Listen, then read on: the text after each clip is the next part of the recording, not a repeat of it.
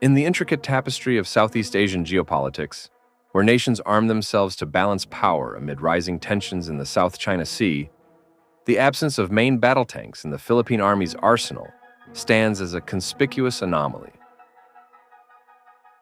While regional neighbors like Indonesia, Malaysia, and Thailand boast formidable fleets of Leopard 2s, T-90s, and VT-4s, the Philippines persists with a patchwork of light tanks, wheeled armored personnel carriers, and aging tracked vehicles. This strategic void is not a mere oversight, but a confluence of historical, geographical, logistical, and political factors that have shaped Manila's defense priorities.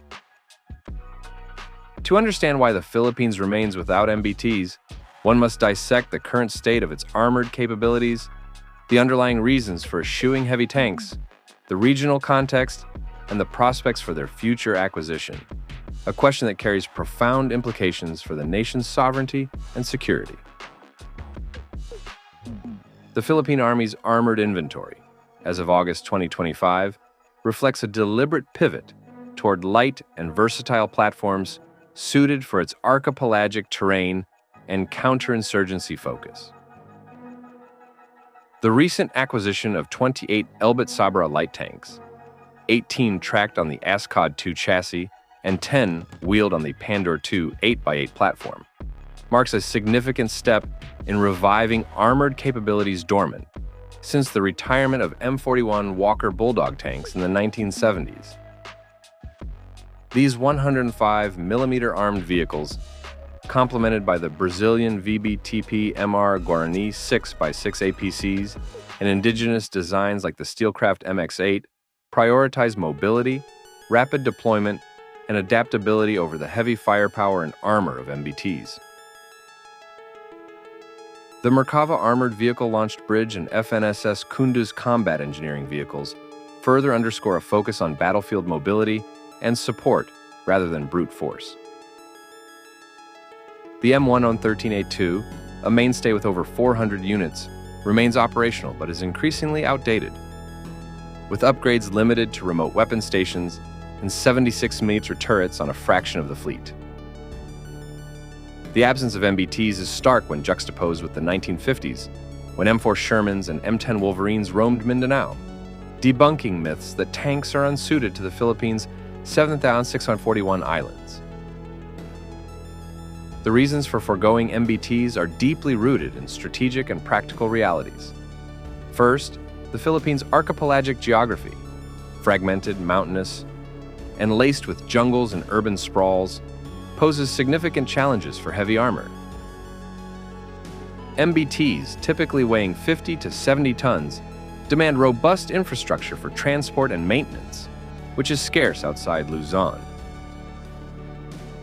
The nation's road networks and bridges, often narrow and poorly maintained, struggle to support such weight, limiting operational flexibility.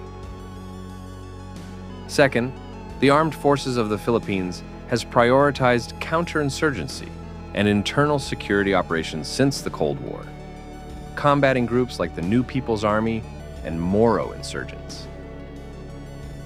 Light-wheeled vehicles like the GKN Simba and Cadillac Gauge Commando excel in these scenarios, offering speed and maneuverability over the lumbering might of MBTs. Third, budgetary constraints under the revised AFP modernization program have forced hard choices. The $2.4 billion Horizon 2 phase, 2018 to 2022, allocated funds for light tanks, missile systems, and naval assets, reflecting a strategic tilt toward external defense amid South China Sea disputes.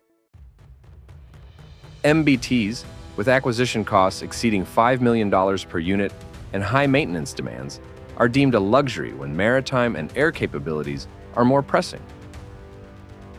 A comparative glance at Southeast Asia reveals a stark contrast. Indonesia operates 61 Leopard 2A4s and Revolution variants, leveraging their firepower for territorial defense across its vast archipelago.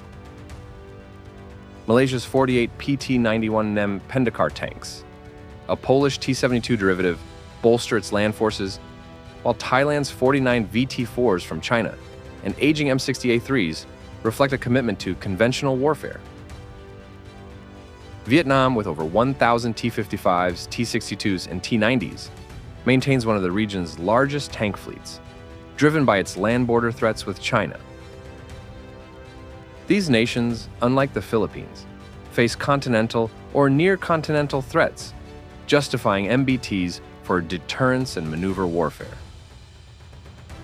The Philippines, however, perceives its primary threats as maritime, China's assertive claims in the West Philippine Sea, and thus prioritizes naval and air assets, such as frigates and FA-50 jets, over heavy armor.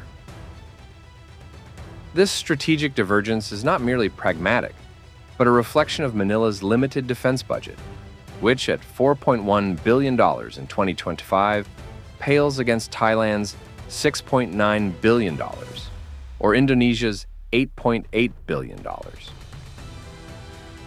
The absence of MBTs also stems from political and logistical inertia. The Philippine Army's Mechanized Infantry Division, restructured from the Light Armor Division, lacks the institutional experience to integrate MBTs into its doctrine. Training crews and building maintenance infrastructure for heavy tanks would require years and significant foreign assistance, as seen in the slow integration of Sabra light tanks.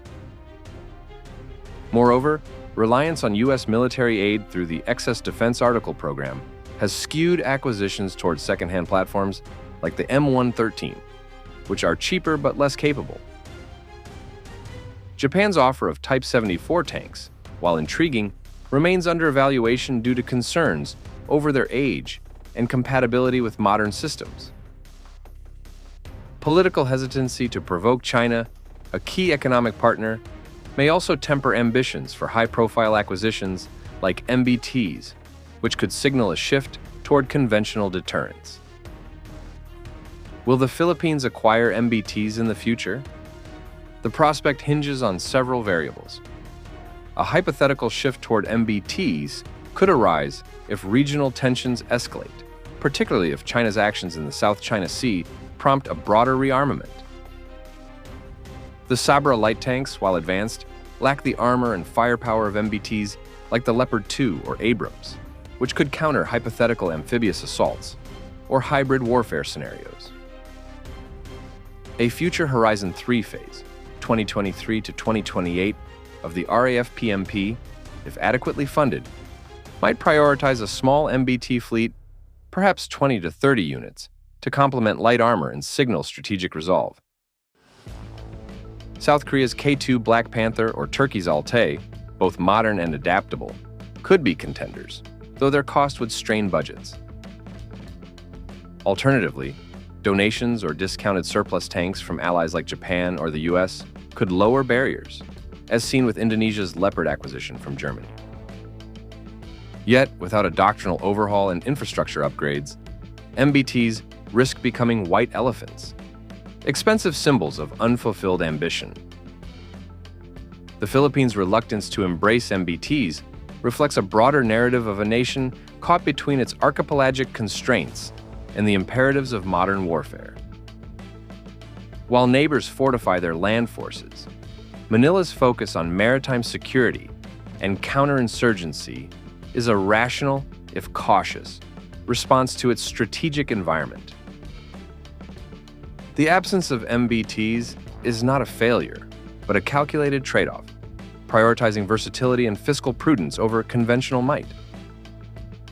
Yet, as the South China Sea simmers and regional arms races intensify, the question of whether light armor suffices looms large.